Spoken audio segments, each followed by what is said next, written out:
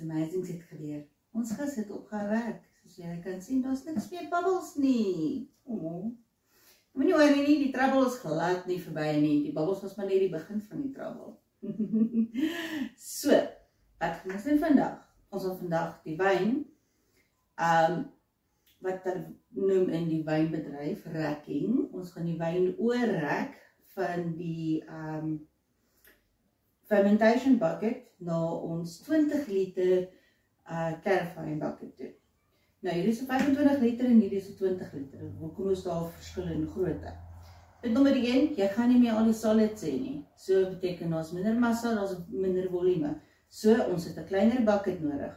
Wat lekker is ook van die 20 liter is ook, hy semi-see-through. Hy is nou nie so deursigtig soos glas carboy nie, maar carboy is bietjie duur. So, ons allemaal werk op 'n budget hier, so ons gebruik die semi-see-through 20 liter bucket. En hy werk net so goed. Ek het al verskeie wyn gemaak op hierdie metode. So kom ons begin. Wat ons nodig het vandag, obviously, jy het jou 25 liter fermentation bucket nodig, jy het jou 20 liter clarifying bucket nodig. Dan het jy ook jou siphoning pump nodig, en jy het kookwater nodig. Hulle sê so 'n koppie, maar jy kan bietjie meer gebruik as jy wil. En dan het jy 'n klein bakkie nodig en natuurlik jou bentonite. Nou wat bentonite doen is, bentonite is 'n tipe van 'n klei. Dit is 'n baie natuurlike produk. Is glad nie giftig nie. Wat die bentonite doen is dit heg vas aan alle solid particles. Nou, dit is baie moeilik om te verstaan en dit is baie sciencey. Maar ja, wat die bentonite doen is dit heg vas aan al die solid particles en dan sak alles af na onder toe. En dan as ons reg is vir bottling, wat gewoonlik so 10 dae nadat die bentonite bygevoeg is ons reg vir bottling. So ja, jy kan basies wyn maak in 'n maand se tyd. So, dan moet ons dan rek ons hom weer terug na die fermentation bucket toe, om seker te maak dat daar nie enige particles daaroor is nie, maar dis 'n stap vir volgende keer. So kom ons begin. Is julle reg?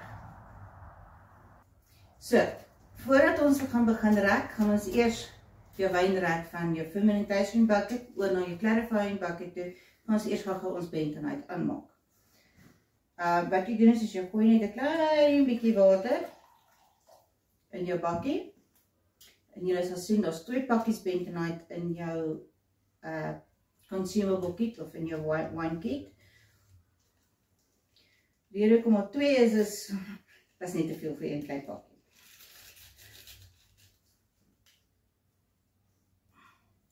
En al ons consumables, behalwe die pectolytic enzyme en die citric acid, is alles klaar vir julle uitgeweeg, sodat julle dit net die sakkies kan ingooi, niks verder hoef te meet of om oor te kommer nie. So nou dat ons die bentonite in het, gaan ons hom net bietjie begin roer. Julle sal sien hy word so half kleierig en klontjierig. Nou ons probeer van meeste van die klonte ontslaa raak.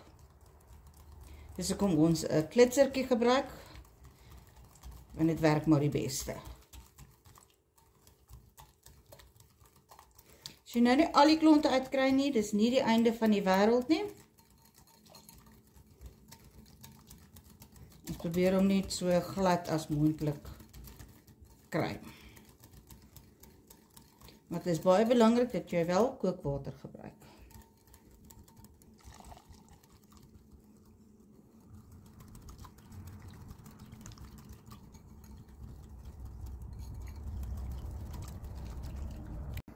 Nou dat ons bentonite lekker gemeng is hier, kan ons dit vir eers een kant sit, terwyl ons die wyn gaan rek. Maar kom ons toets dit eers wat ons alkohol is, of wat ons suiker, hoeveel suiker daar. Ons wyn.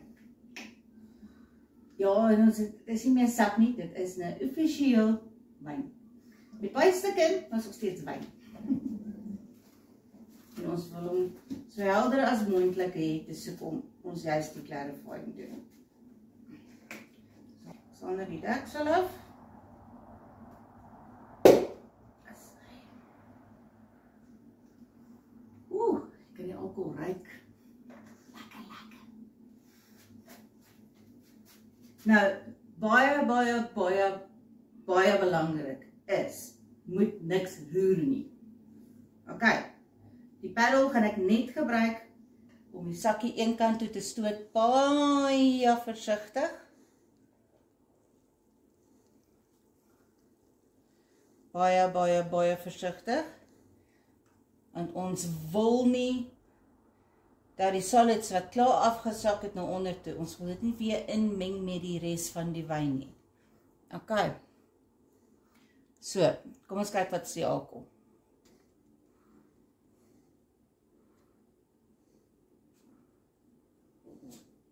Ok, ons hydrometer gooi ons sommer net so in. Wag ons dat hy klaar bobbel.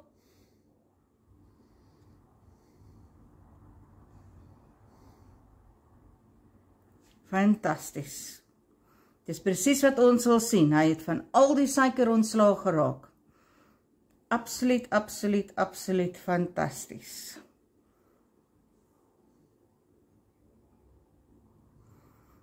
Ok. Nou, die opgewonde gedeelte. Soos alles, jy kan nie kos maak sonder om te proe nie. Dis dieselfde met wyn. Nou, ek het hierdie baie cute ouderlike klein glasies. Ek gebruik dit gewoonlik om my moonshine te proe as ek distil. Maar vandag gaan ons hulle gebruik om ons wyn te proe. So kom ons proe. Nou, op hierdie stadium is daar geen suiker in die wyn nie. So, dis wat hulle noem 'n baie droë wyn. As dit nou rooiwyn was, sou ons dit osbloed genoem het. Maar dis nou nie 'n droë rooiwyn nie, dit is 'n lemoenwyn. Dis 'n droë lemoenwyn. Nou, hier is geen suiker in nie, so ek vermoed hy gaan bietjie droog wees, hy gaan bietjie bitter wees, maar moenie bekommer nie. Ons kan hom altyd backsweeten. Backsweeten beteken as jy nog suiker bysit om hom bietjie soeter te maak. Jy kan kies of jy 'n semi-sweet of 'n sweet wil maak, dit hang van jou af, maar ons sal daarby kom as ons by daai stap kom. En kom ons kyk hoe proe hy.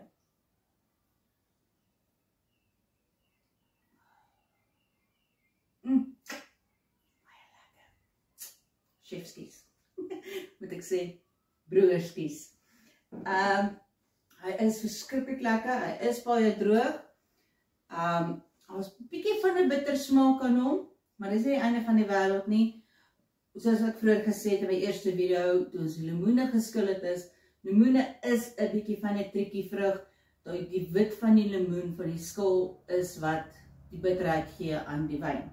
Maar daar is 'n triek of twee, ons gaan daarby kom by 'n verdere video, hoe ons van die bitter smaak kan ontslaa. So, kom ons rek gou hierdie wyn. Is julle reg? Vir die rekking proses moet jou fermentation bucket hoër wees as jou clarification bucket. Baie belangrik. Nou, soos ek vroeër gesê het, is jy het jou siphoning pump nodig. Hierdie is ons siphoning pump. Nou op jou siphoning pump, as jy nou baie mooi kyk,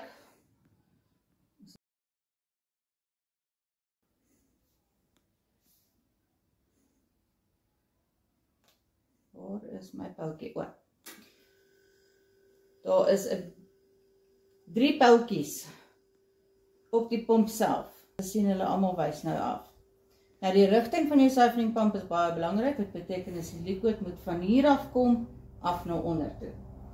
Nou, moenie jou pyp net onder in die fermentation bucket sit nie. Ek sit hom gewoonlik net so bo in. So jy maak seker jou pyp hierbo is net so op die bokant van die oppervlakte van die wyn hierbo, en jou pyp onder is heel onder in die bucket. Nou wat jy doen is jy gee hom 'n paar pompe en voilà. Dis nie soos die ou dae waar ons petrol uit ons eie ouers se karre uitgesteel het vir ons scooters nie, of vir ons motorbikes nie. Ons nog moet petrol uitgesuig het. Tegnologie is daarom 'n wonderlike ding. Kyk. Hou 'n oogie op hierdie boonste pyp en maak seker dat hy net so onder die oppervlakte bly.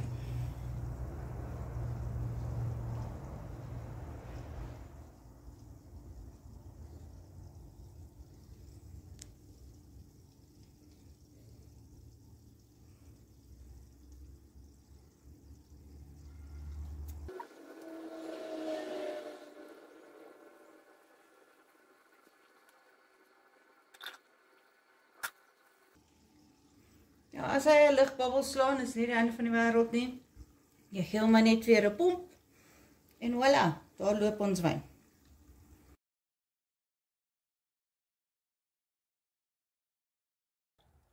Soos julle kan sien, selfs nou is die kleur half helder.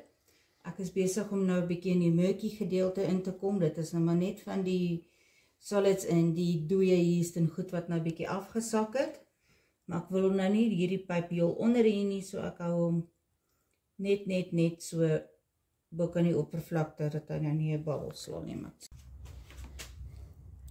Ek het nou basies opgehou pomp hier want hier is nou omtrent net gis, 2 gis en residue wat oorgebly het. Soos julle kan sien, hierdie liquid is so half murky. Hy is nie helder nie. Ok. So hierdie gaan ek nou maar net eers alles net so terugsit in die fermentation bucket in. Dit sal alles mooi skoon gemaak. So, ons wyn is nou gesuiver na ons 20 liter bucket toe. Dis so, ek sal sê so 15 liter wyn hier in. Maar wat lekker is ons gaan definitief hierdie wyn nog backsweeten, so ons gaan die wyn nog meer maak. Jy kan nog water hierby sit. Dit is nie noodwendig nie, want ons gaan eers uit siel veroorsaak binne in die bucket.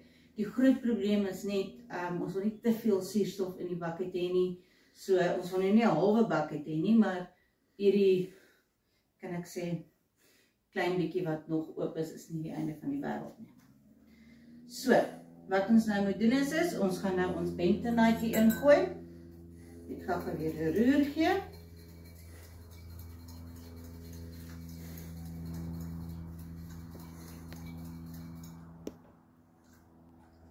En dan gooi ons net die bentonite hier in. En dan kry ons sparrel. Ons roer dit alles deur.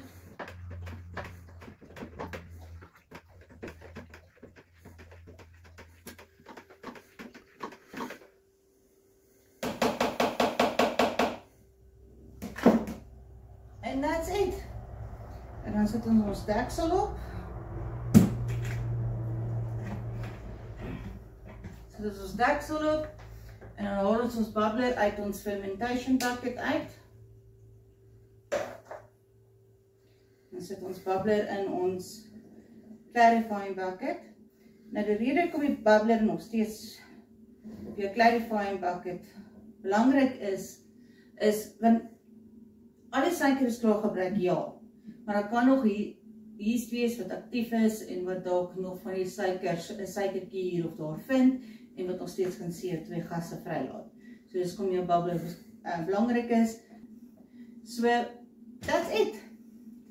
Dit is ons clarifying. Hierdie bucket moet nou basies stil staan. Weet wel, stil staan. Verkieslik in 'n donker omgewing. As jy nou nie donker omgewing het nie, is dit die einde van die wêreld nie. My bucket staan gewoonlik net hier. Tot my familie se ergernis.